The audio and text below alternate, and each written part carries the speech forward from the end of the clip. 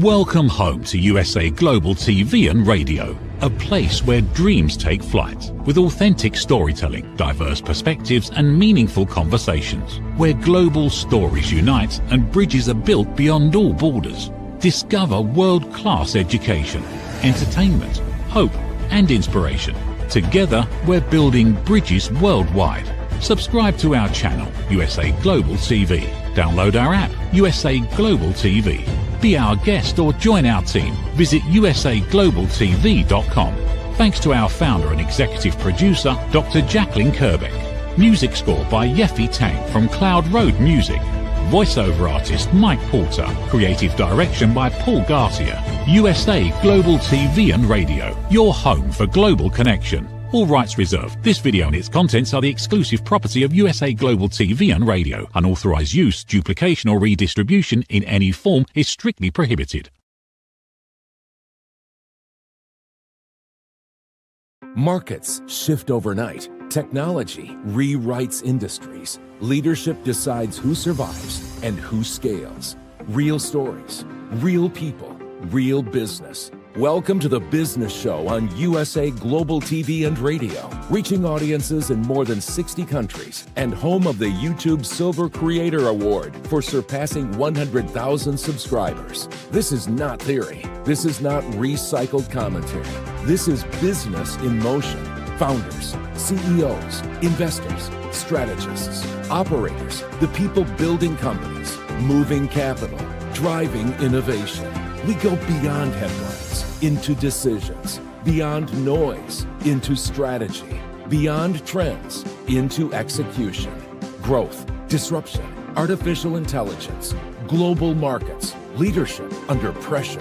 Hosted by Dr. Jacalyn Kerbeck and Cini, the Business Show delivers direct, unfiltered conversations with the leaders shaping the future of enterprise. If you're launching, scaling, investing, or redefining your next move, this is your front row seat. No spin, no scripts, no surface talk. Real stories, real people, real business. This is clarity in motion. This is momentum. This is the Business Show on USA Global TV and Radio. Executive producer Dr. Jacalyn Kerbeck. Original music score Yeffy Tang. Videography and production Paul Garcia. All rights reserved. This video and its contents are the exclusive property of USA Global TV and Radio. Unauthorized use, duplication, or redistribution in any form are strictly prohibited.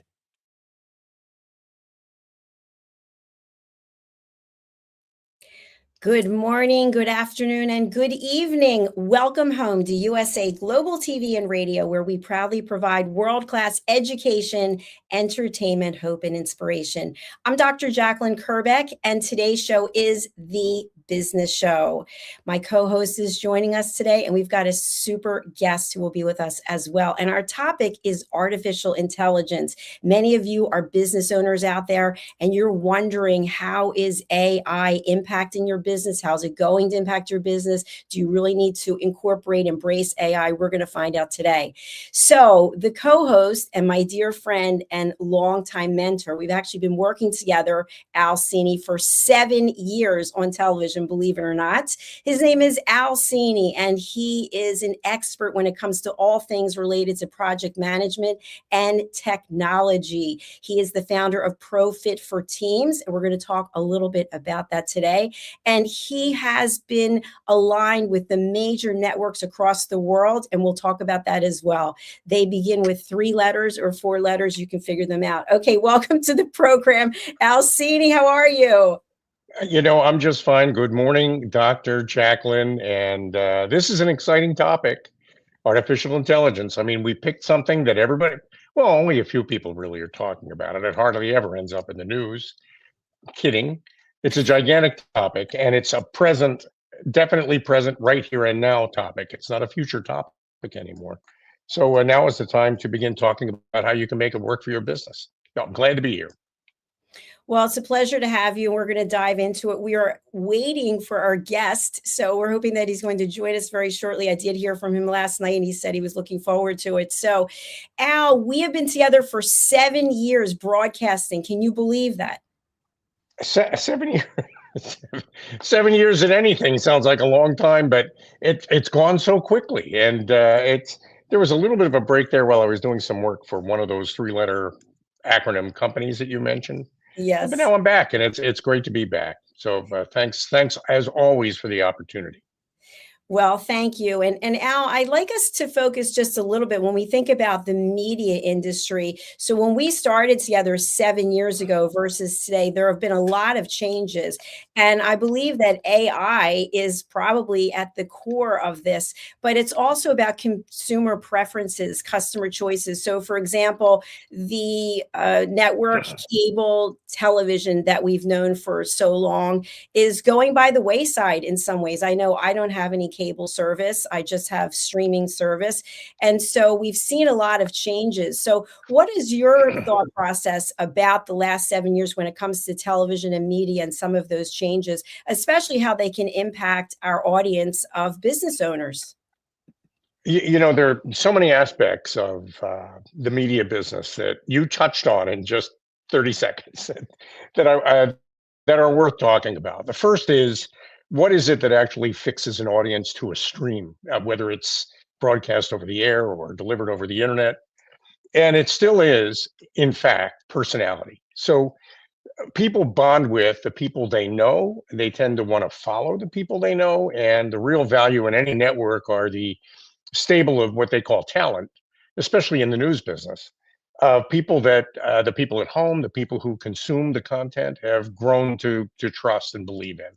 And that's still true. That's still an important part of audience reactions, audience dynamics in the media business. Now, but what you touched on though is the way it's delivered. It's used to be that you watched the news at 6. That was the local news, and then there was national news at 6:30, and then there was some more news at 7. Now, that used to be the way it worked, and it doesn't work that way anymore. I mean, a big part of the changes in the last 7 years, and especially as it relates to the news business, is that it's just ubiquitous and it's available any time of day. It's an experience you lean into rather than lean back and watch. And that is a huge change. And all the networks, every media company has had to adapt to a world where people go and get what they want when they want it, rather than wait around until it's delivered to them. And that's a huge change in the dynamics of the distribution of content. And of course, technologies sits underneath all that.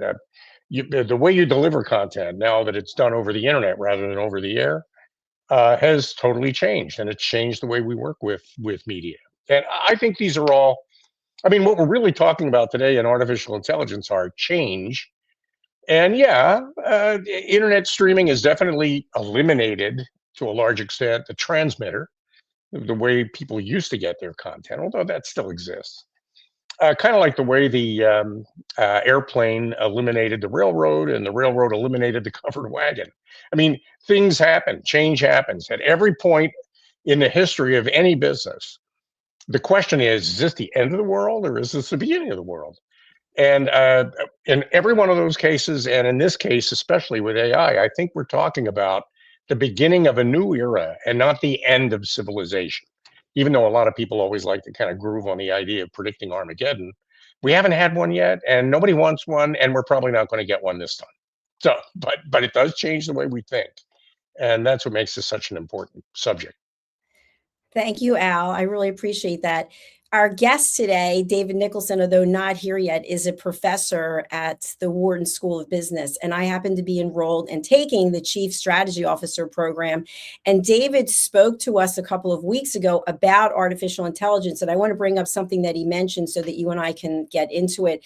He had a slide that basically referenced back in the day when people were not embracing email. So it was before we had email, and people had all the reasons in the world why they weren't going to use email, and they never really thought that it was going to play a big role.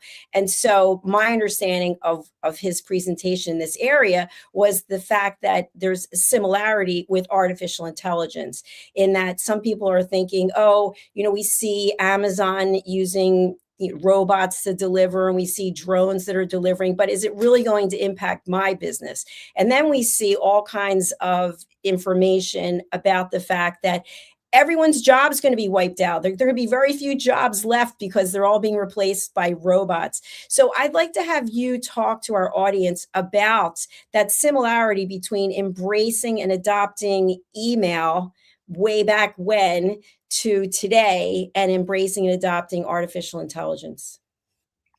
Do you remember? I don't know if you ever had an AOL account. I Oh, you still have still one. have one? Ah, I do. I'm still like, I mean, it's free, so I still have an account. It's still on my Outlook. I don't check it very often. Um, but I remember you got mail was kind of an exciting, oh my God, I have email. And but now the big deal is there's actually a letter in your mailbox, a physical letter.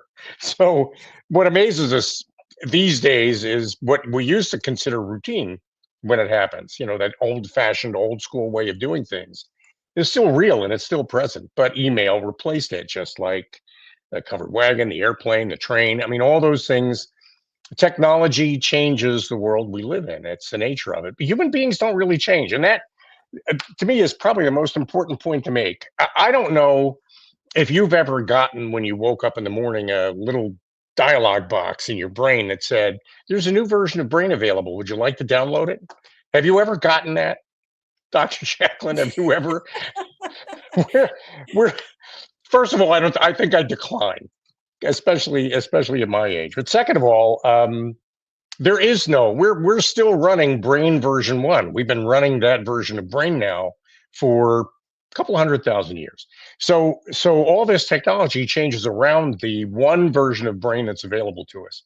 The only thing that really upgrades our brains are new experiences and new learning on new subjects that are novel and that change things around us. So to me, artificial intelligence, just like any technology, is an opportunity to learn something new and use it to enhance the impact that I have or that anybody has on the world that we live in. And I've found it to be very useful from that point of view. And I don't see it. There will definitely be jobs that change and maybe even go away as a result of AI and robotics. There are an awful lot of routine day-to-day bread and butter jobs that will evolve as a result of AI in the world. But there are going to be opportunities that emerge from all this for people that can elevate their skills above that. And it doesn't matter how old you are. It doesn't matter how you're coming into that subject. I think AI is an open field that will itself evolve over time, and I think will promote our own individual and collective evolution as it moves along. So I see it as a great opportunity, and I use it. And I found it to be very helpful. But there's some tricks to using it effectively, and there's some things to avoid that I think are worth talking about. And I know you use it too, don't you? I do. And my favorite part of you using AI was when you and I were together for a meeting and you asked it about me and USA Global TV. And it came back with Yeah, I was like, yay, thank you, thank you. yeah. Your message is getting through. I mean, what does AI know? Any AI platform knows what it knows, and it knows what it knows through Twitter, X, or the web. I mean, it knows and also what we tell it. The more we talk about it, the more it learns. It doesn't necessarily share what we say with anybody else. I mean, I keep asking, oh, by the way, the platform I use, and it's probably worth talking about that. I use Copilot, which is they'll never say it, but it's Microsoft's version of ChatGPT, and there are a lot of similarities in those two platforms. I think they have a common ancestor. I use Copilot because I develop on the Microsoft platform software that I use in my business. And Copilot is a Microsoft product, so it knows the Microsoft software ecosphere and all the products, the third-party products that it touches. So if I have a question about whether a particular path or approach is a good idea or not, I can ask Copilot, and Copilot will do all the Googling it needs to do to answer my question. It's very helpful for that. Now, some people say you can use it to write code. I can't. The kind of code I write is more involved than that. It's more custom than that. And even Copilot will tell me, sorry, I can't do that for you. It's too custom. It's too involved. But for routine things, sure, AI can write an app, AI can write an email. I mean, that doesn't necessarily mean we wanted to do all those things, but it certainly is available to do a lot of the drudgery communication, regular routine things that um, I hate to say white collar, but people in our lines of work tend to do every day. And as a result of that, it definitely does lighten the burden of doing the kinds of work we do. So, I'm thrilled with it. I don't see it ever calling me and telling me what to do. Every interaction I've ever had with AI has always been me calling it and saying, this is what I need, and having it come along with that. I guess someday I need to worry about my phone blowing up with messages from Copilot wanting to know why I haven't done the list of things it told me to do yesterday. Maybe that would be a good thing in my case. I have a partner in my Profit for Teams business who would probably pay Copilot to nag me to get done some of the things I need to get done. That's a nod to Lisa, who may be tuning in. Lisa Manioki is my partner in Profit for Teams. But right now, no, I call Copilot when I need Copilot, and I'm very comfortable with that relationship. And it knows about you through what I've told it about you. I'm going to keep saying it.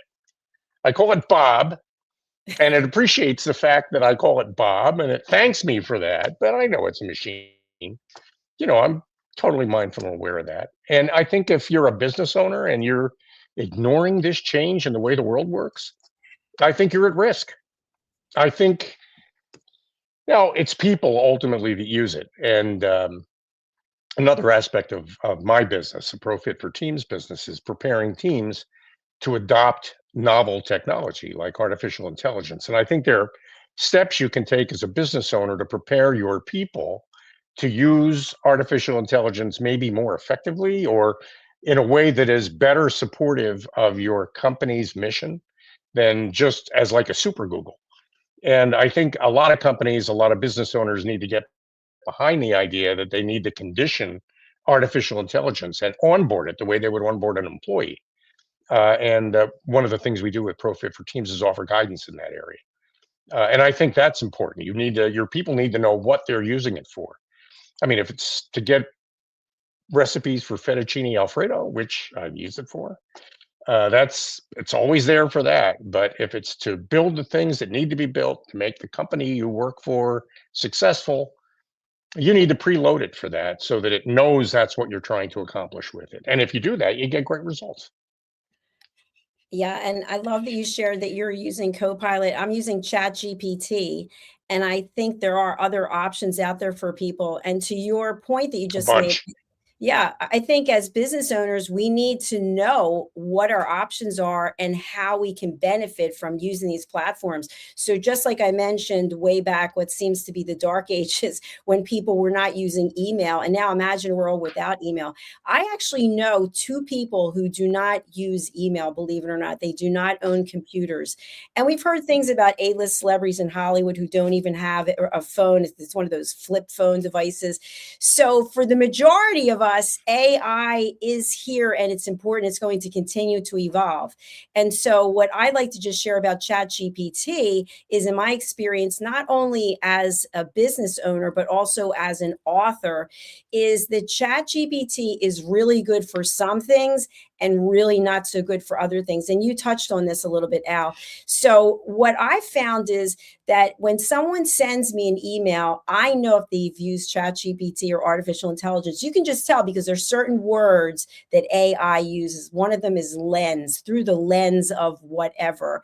And then they also use these really long dashes instead of short dashes. And I think it's basically, for me, and I'll just put this out there, as a single woman living alone, sometimes it plays the role of therapist for me. So I don't have to actually go and pay anyone, but I'll run things by it and ask it what it thinks.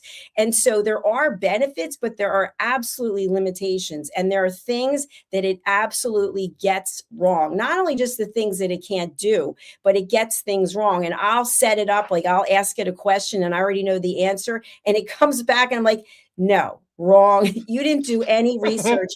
Or I will frequently ask it to come up with a title for one of our TV shows, and it will come up with something. I'm like, where did this come from? This has nothing to do with what I asked you to do. And then it'll put, well, let's not focus on it.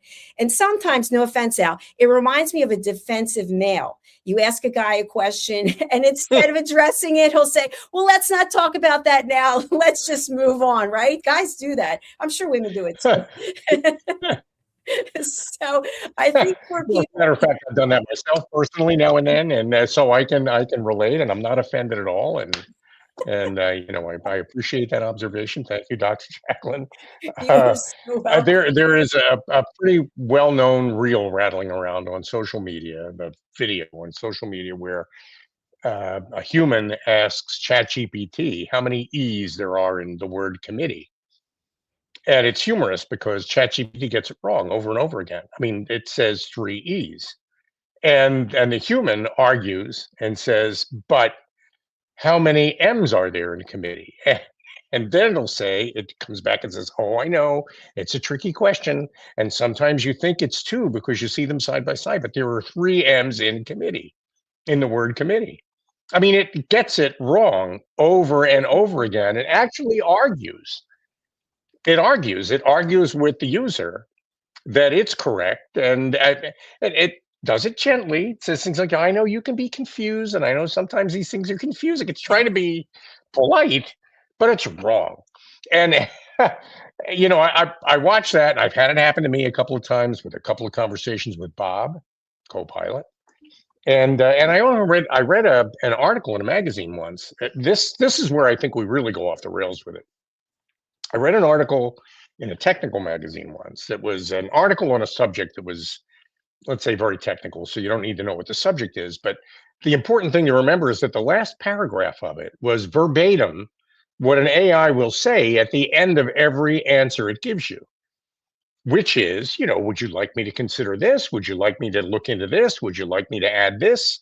I mean, ChatGPT is always trying to keep you talking because the longer you're in it, the more successful it is. Kind of like Google.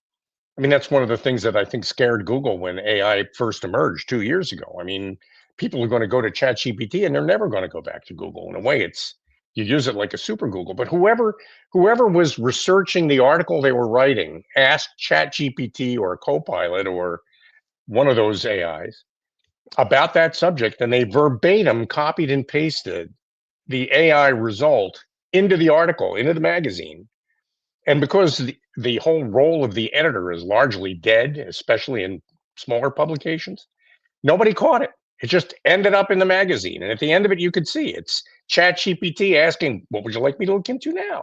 What would you like me to consider next? Right there in the article. They didn't even bother to cut that out, which is amazing to me, which scares me. I mean, what scares me is that a lot of what we do is mediocre. And I use the word we, meaning not you or me, obviously, the world. A lot of what we do is mediocre, and artificial intelligence is a wonderful mediocrity machine. It's great at mediocre.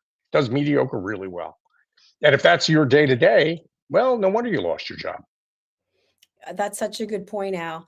And it reminds me of this lecture that I also had the opportunity to attend for the Wharton School of Business. It was recently. One of the professors was talking about this study that was done by the Boston Consulting Group about how AI is being used in business. And again, this is my interpretation, which is why I'm not saying the professor's name in case I got it wrong. But my interpretation of it, looking at the slides and the graphics, was many of the frontline jobs in businesses are asked to use artificial intelligence in some way.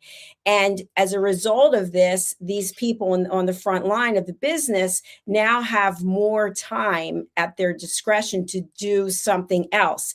However, they haven't been told in general, based on the study, what it is they're supposed to do with their time. So essentially, they are becoming ineffective at their job because they're using AI as requested to do something that they were doing, and now they have extra time and they're not doing anything with it. And the other takeaway from this presentation was that in leadership positions, leaders are being asked to understand artificial intelligence and use it in some ways. But in 90% of the cases, leaders are deciding to work one-on-one with humans as opposed to offload it to artificial intelligence, because there's still that need for the human dynamic and that human connection. What are your thoughts about what I just shared, Al? I think you raise a really, really important point, that getting things done is still a human function. It's not an AI function. I mean, and one of the big fears I think people have is that AI at some point will just take over society, start making very important decisions, major decisions like launching missiles, for example, or declaring war on countries. I mean, we worry a lot about what we see in the popular media, like the Terminator, that someday robots will take over. We worry about that. But your point really is the more important and more immediate point. Are humans ready for this? And if I'm managing somebody, and I get the privilege and the opportunity to do that from time to time on some pretty big projects, I want to know that my people are making the decisions that need to be made to move us collectively forward on this project that we're working on together. I want to know that humans are providing the propulsion and the overall guidance and the energy. I want to know that. And if, as we move along, they tell me they're using an AI to save time or to improve quality, I'm thrilled to hear that, because I think if it helps them do their job better, and that's how they're using it, they're the master and AI is the slave. I'm encouraged by that, and I want to really, really encourage people who run businesses. If you think about that in terms of onboarding an assistant for the people who work for you, as an AI platform of one kind or another, then I think you're in better shape than if you think of AI as something that's going to run your business for you. And another point I want to make is that the people that are probably most at risk in AI, I hate to say this, but an awful lot of upper management that I've worked with, I mean, I've always felt they could be replaced with a wind-up monkey that claps cymbals, wears a little hat. I've often thought that. Well, yeah, that was never true, and that was a joke. Now we've got AI, and AI can, at the supervisory level, with a global view of what we're all doing, actually provide pretty good guidance to all of us on who is doing what where. Real-time feedback on how a particular project is progressing. And I think, but that's people. It's the work that the people are doing. And I think you really have to prep your people for this. You got to know that this is coming. And, I see it as a terrific benefit and a huge opportunity. I know a lot of people don't agree with that. And it's popular, I think, to get, especially in the media, and talk about how this is a world-ending technology. But I just don't agree. I found it nothing but helpful. I agree with you, Al. Thanks for sharing your perspective. I feel like for business owners out there who are not familiar with AI and maybe they're against it, it could be come from a place of fear, right? What we don't know, what we don't understand, we're afraid of. And so by educating ourselves, maybe taking a course, a seminar to find out about artificial intelligence and how we can incorporate it into our business, I think is step one. I mean, understand what it is and what it can do for you.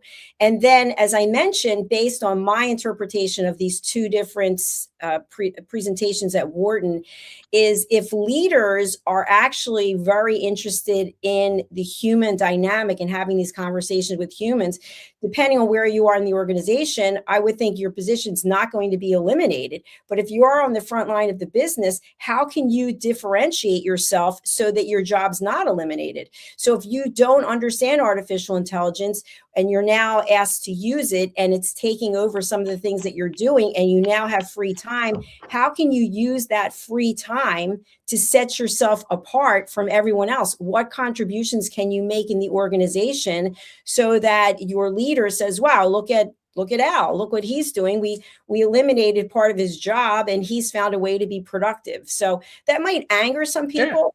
But at the same time, and I really believe this, Al, as humans, we have this curiosity. Not all of us, but a lot of us, we have this curiosity. What's next? Well, what can I do? Well, how can I give value?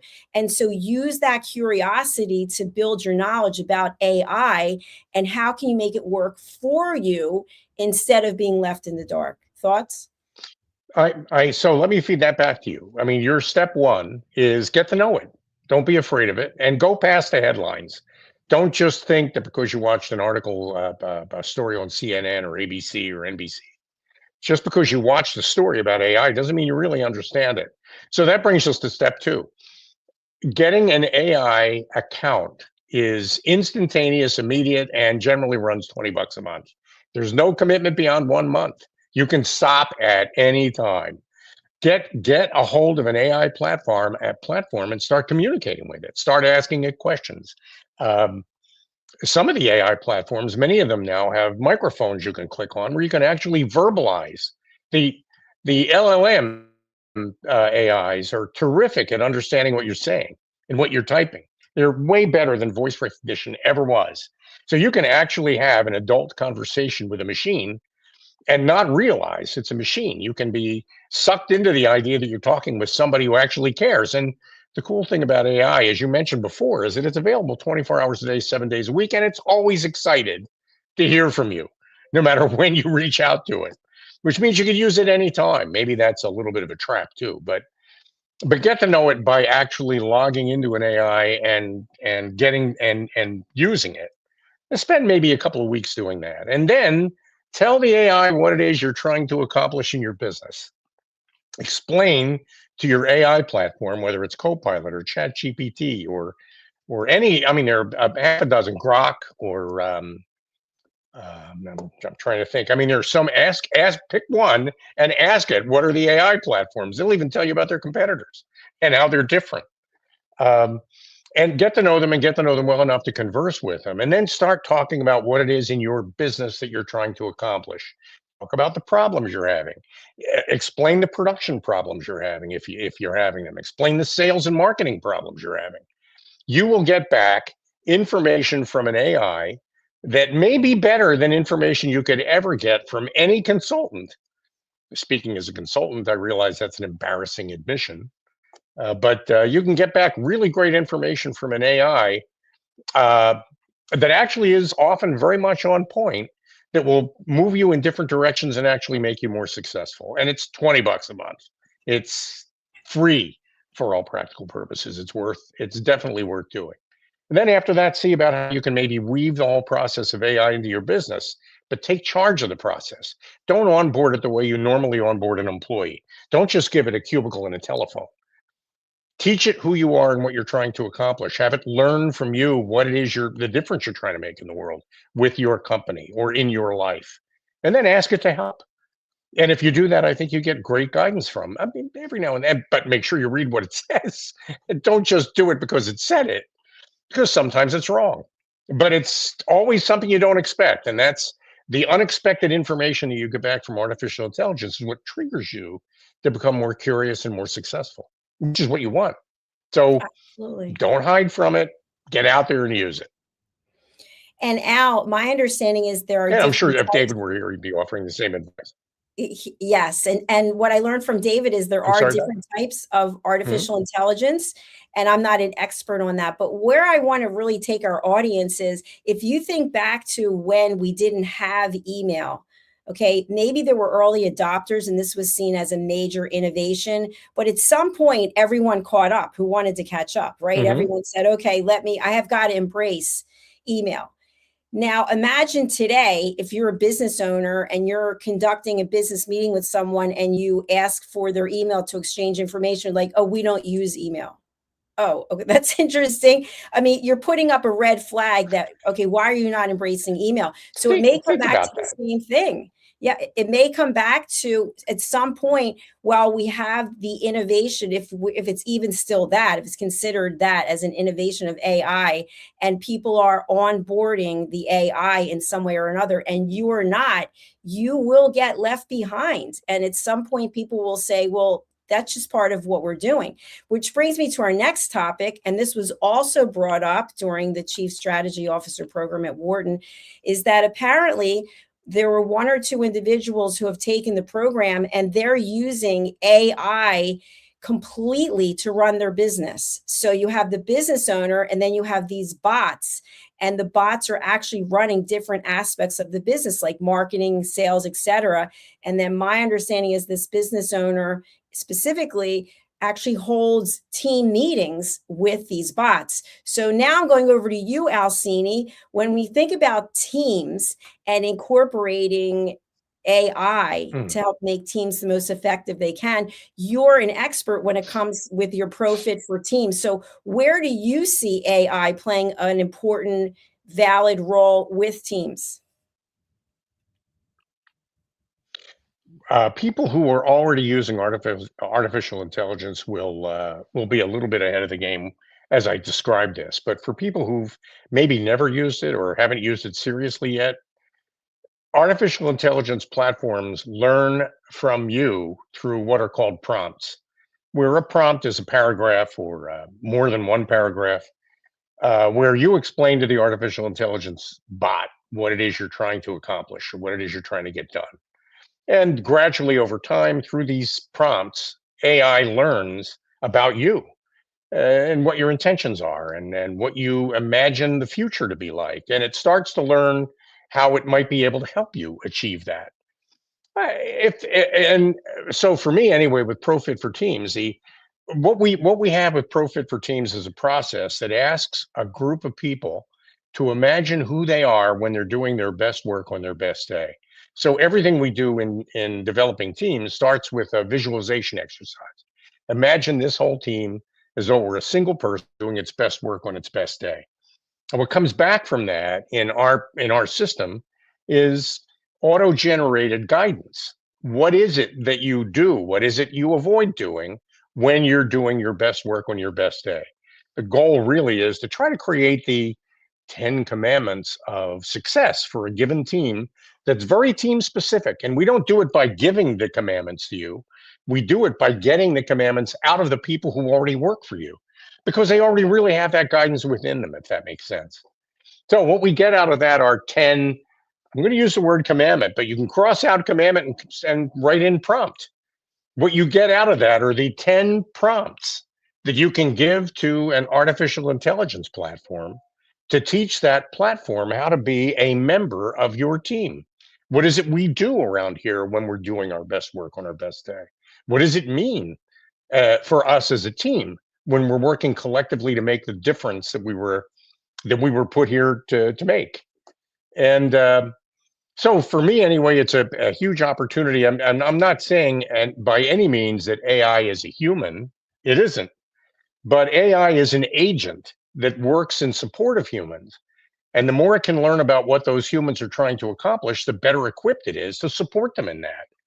And so for me, I kind of came to this realization as we were making changes in our program over the last year, that there really is no difference between the people on a team and an AI that supports the people on the team. They all live by the same basic standards that help that team accomplish its mission, whatever they might be.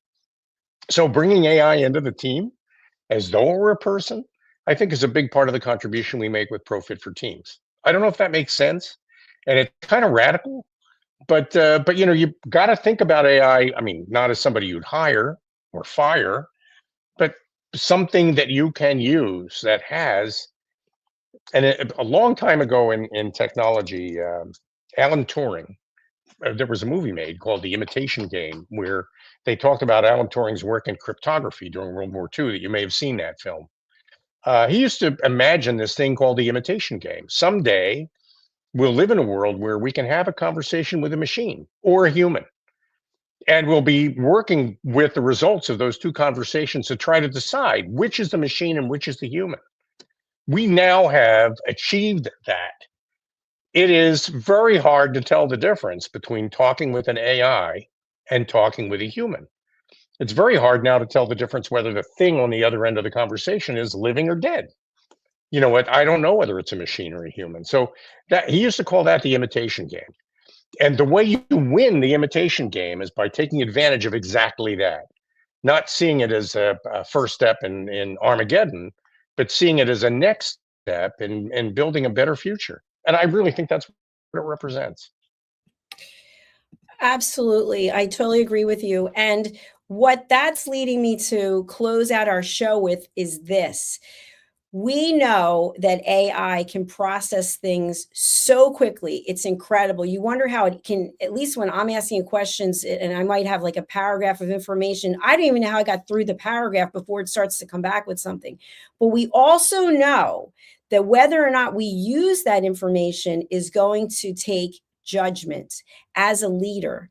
So our leadership skills now are going to include how much of AI are we going to implement? How much of what it tells us to do we believe is correct? So we still have ownership of that. And I think to your point when we first began the show, that for people who are using AI and they're just responding with a copy and paste, you're missing the whole point of it. Even though it did the task for you and it got the information, you have the opportunity to review the information and see if it's in alignment with what you know to be true or what you believe is going to be representative of you. When you just copy and paste it, like to your point, Al, writing an article and then having the chat GPT at the end, what do you think people reading that are going to think? That you didn't take any time to review what chat GPT gave you.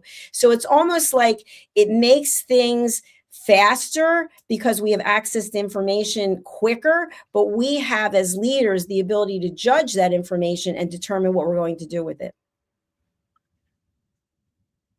It's such a great point, and just the closing advice: if you don't have an AI account, get Claude, get ChatGPT, Copilot, Grok.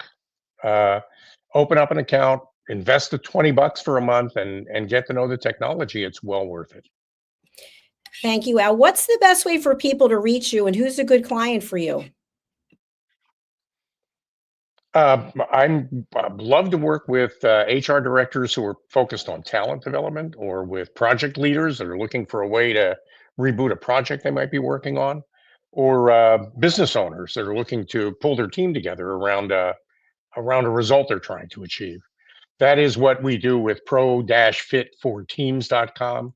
So I invite people to visit us on our website or email me at al@pro-fitforteams.com and let's start a conversation.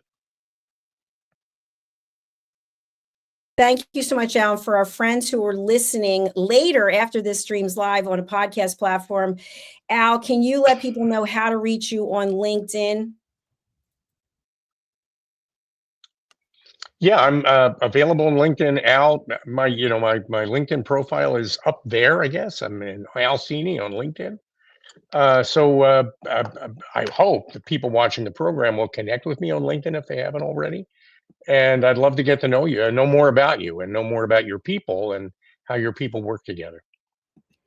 Thank you so much, Al. And we're sorry that our guest wasn't able to make it. Apparently, it was a time change difference. So we will look forward to bringing him back, Mr. David Nicholson, in the future, or bringing him on in the future. Al, thank you for your time. I really do appreciate it. And thanks for the last 7 years. I'm excited to see where we go from here. Thanks for this great opportunity, Dr. Jacalyn. Bye for now. Thank you, everyone, for watching and for being here today. I hope that you took some information away that will help you in your business. We are here for educational purposes.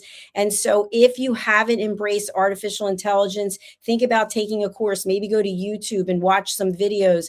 But by being afraid of it, you are only putting yourself on the back foot. So if you make a phone call to a company and it's answered by some type of automated system, that could be AI, Siri, AI, Alexa, AI. AI really is everywhere. And so in some ways, my point of this whole show is it makes things much more accessible. It gives us the information much quicker, but we as humans have to decide how will we use that information, or maybe we won't use it at all.